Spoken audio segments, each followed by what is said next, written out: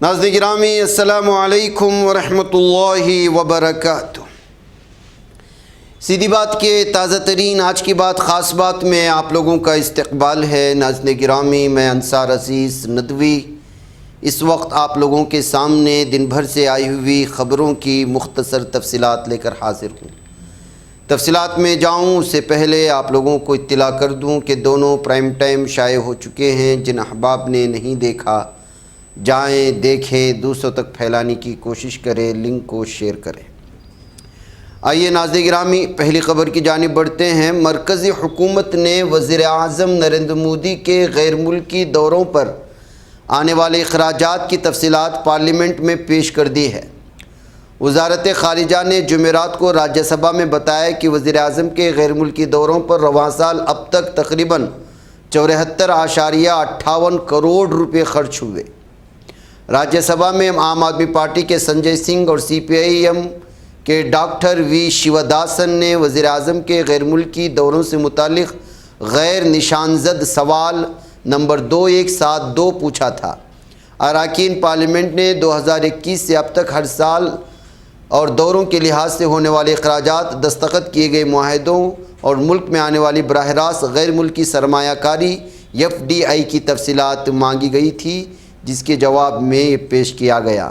Mumbai high court نے مہاراشٹرا میں ہڑتال پر بیٹھے ریزیڈنٹ ڈاکٹروں کے معاملے کا از خود نوٹس لیتے ہوئے انہیں سخت سرزنش کی ہے اور فوری طور پر اپنی خدمات بحال کرنے کا حکم دیا ہے۔ عدالت نے واضح کیا ہے کہ اگر ڈاکٹر کام پر واپس آنے سے انکار کرتے ہیں تو ان کی تنخواہیں روکی جا سکتی ہیں۔ عدالت نے یہ بھی سوال اٹھایا کہ اگر ہڑتال کے دوران میونسپل اسپتالوں میں کسی مریض کی جان چلی جاتی ہے تو اس کی ذمہ داری کون قبول کرے گا۔ حکومت نے آج اپنے ایک بیان میں واضح کر دیا ہے کہ اس کا ہوابازی ٹربائن فیول ایتھنول ملانے کا کوئی منصوبہ نہیں ہے۔ حکومت کا ماننا ہے کہ دعویٰ پوری طرح سے غلط اور غیر ذمہ دارانہ ہے۔ حکومت کے پاس ایسی کوئی بھی تجویز نہیں ہے۔ کانگریس صدر راجیہ سبھا میں قائد حزب اختلاف ملکاجن کھڑگے نے جنتر منتر کے قریب طلباء پر ہوئی پولیس کارروائی کو شدید تنقید کا نشانہ بناتے ہوئے مطالبہ کیا ہے کہ مرکزی وزیر داخلہ امت شاہ خود پارلیمنٹ میں حاضر ہو کر اس معاملے پر جواب دیں، جبکہ وزیر اعظم نریندر مودی طلباء سے معافی مانگیں۔ لکھنؤ کے کوچنگ سینٹر میں آتش زدگی کے واقعے پر سپریم کورٹ نے سخت رخ اختیار کیا رہا۔ عدالت عظمیٰ نے غیر قانونی تجارتی سرگرمیوں پر اپنے پرانے احکامات کی خلاف ورزی کرنے پر لکھنؤ ڈیولپمنٹ اتھارٹی کو توہین عدالت کا نوٹس جاری کیا۔ عدالت نے LDA کے نائب صدر کو ذاتی طور پر پیش ہونے کی ہدایت دی اور حادثے کی تحقیقات کرنے والی SIT سے مہربند لفافے میں رپورٹ بھی طلب کی ہے۔ سپریم کورٹ نے جمعرات کے روز 2021 کے لکھیم پور کھیری تشدد معاملے پر سماعت کی اور اہم ملزم آشیش مشرا کی ضمانت کی شرطوں میں مزید سہولت دینے سے انکار کر دیا ہے۔ چیف جسٹس سوریہ کانت، جسٹس جو مالیہ باغچی اور جسٹس وی موہن پر مشتمل بینچ نے مشرا کی اس عرضی کو مسترد کر دیا جس میں انہوں نے ضمانتوں کی شرطوں میں مزید راحت دینے کی اپیل کی تھی۔ آشیش مشرا کی جانب سے پیش وکیل نے عدالت کو بتایا کہ موجودہ ضمانتی شرطوں کی وجہ سے وہ اپنے کنبے میں ہونے والی تقاریب میں بھی شامل نہیں ہو پا رہے ہیں۔ راجیہ سبھا میں جمعرات کو بھی ہنگامہ آرائی کے درمیان قائد حزب اختلاف ملکاجن کھڑگے کی جانب سے مرکزی وزیر داخلہ کے ایوان میں موجودگی کا مطالبہ کیا گیا۔ اس پر چیئرمین راجیہ سبھا CP رادھا کرشنن نے پارلیمانی امور کے وزیر کرن رجیجو سے کہا کہ وہ اپوزیشن کے اس موقف اور مطالبے کو حکومت تک پہنچائیں۔ سال 2026 کے دوسرے مہینے میں ہی دنیا نے ایک ایسی تباہی دیکھی جس کے اثرات ابھی تک محسوس کیے جا رہے ہیں۔ فروری میں ایران اور امریکہ کے درمیان جنگ چھڑ گئی جس کے اثرات پوری دنیا نے محسوس کیے۔ خاص طور پر ہندوستان میں ہر چیز کی قیمتیں بڑھ چکی ہیں۔ گزشتہ 5 ماہ سے عوام اس جنگ کی وجہ سے مہنگائی کا عذاب جھیل رہے ہیں۔ گزشتہ 5 مہینوں میں راشن کی 99% اشیاء کی قیمتوں میں اضافہ دیکھا گیا ہے۔ تلنگانہ کے حلقہ اسمبلی راجندر نگر کے رکن اسمبلی پرکاش گوڑ کے بیٹے سنتوش گوڑ نے اپنے والد پر سنسنی خیز الزامات عائد کیے۔ انہوں نے کہا کہ وہ جس لڑکی سے محبت کرتے ہیں اس سے شادی کرنے میں ان کے والد رکاوٹ بن رہے ہیں۔ سنتوش گوڑ کا کہنا ہے کہ ان کے والد ان کے ہونے والی اہلیہ کے خاندان کی جان کو خطرہ ہے اور اگر انہیں یا ان کے سسرال والوں کو کچھ بھی ہوا تو اس کی ذمہ دار ان کے والد پرکاش گوڑ ہوں گے۔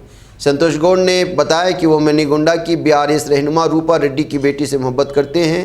ابتدا میں دونوں خاندانی شادی کے لیے تیار نہیں تھے لیکن بعد میں انہیں اپنی پسند سے شادی کرنے کی اجازت دے دی گئی، جس کے بعد گزشتہ ماہ دونوں کی منگنی ہوئی۔ انہوں نے کہا کہ تب سے وہ روپا ریڈی کے گھر میں ہی رہ رہے ہیں۔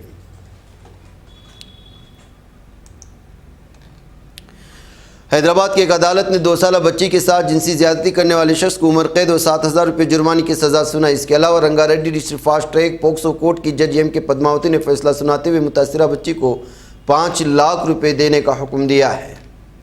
RSS سربراہ موہن بھاگوت نے جنتر منتر پر طلباء کے حالیہ احتجاج پر بڑا بیان دیا ہے۔ ممبئی میں جن زی الفا کے نوجوانوں کے ساتھ بات چیت کے دوران RSS کے سربراہ نے کہا کہ جن زی آج کی سب سے ایماندار نسل ہے۔ ادھر 14 مئی 2026 کو نیو میکسیکو میں کنگ ایئر 90 نام کا ایک ایئر ایمبولینس حادثے کا شکار ہو گیا تھا۔ اس واقعے میں 4 لوگوں کی موت ہوئی، جس میں 2 پائلٹ 2 نرسنگ سٹاف تھے۔ اس معاملے میں ایک نیا موڑ آیا۔ رپورٹس کے مطابق حادثہ GPS جیمنگ کی وجہ سے پیش، حالانکہ تحقیقات اب بھی جاری ہے، لیکن کئی تجزیہ نگاروں نے کہا کہ GPS جیمنگ سے اس طرح کے واقعات ممکن ہیں۔ دوسری جنگ عظیم کے دوران جاپان کے ہیروشیما امریکی ایٹمی حملے کو 81 برس مکمل ہونے پر جمعرات کو یادگاری تقریبات منعقد کی گئیں۔ اس موقع پر عالمی سطح پر بڑھتے ہوئے تنازعات اور جوہری ہتھیاروں کے خطرات کے پیش نظر دنیا سے امن کے فروغ، جوہری ہتھیاروں کے مکمل خاتمے کے لیے مؤثر اقدامات کرنے کی اپیل کی گئی ہے۔ امریکی نائب صدر JD وینس نے کہا کہ ایران کے ساتھ مذاکرات آسان نہیں ہوں گے، کیونکہ ایرانی نظام اندرونی اختلافات اور پیچیدگیوں کا شکار ہے۔ ان کے مطابق امریکہ کو خطے اپنے مفادات کے تحفظ اور پائیدار استحکام کے لیے فوجی، معاشی اور صفاتی سطح پر متوازن حکمت عملی اختیار کرنی ہوگی۔ فلسطین کلب برائے ایران نے کہا کہ قابل اسرائیل کی فوجوں نے گزشتہ روز سے قلندیہ کیمپ پر اپنی جاری جارحیت کے دوران 60 سے زائد شہریوں کو گرفتار کیا، ان سے میدانی تفتیش کی ہے، جن بچے اور خواتین بھی شامل ہیں۔ مقامی ذرائع کے مطابق جبکہ قابضین کا حملہ تاحال جاری، حراست میں لے جانے والوں، میدانی طور پر روکے جانے والوں کی تعداد میں اضافے کے خدشات منڈلا رہے ہیں۔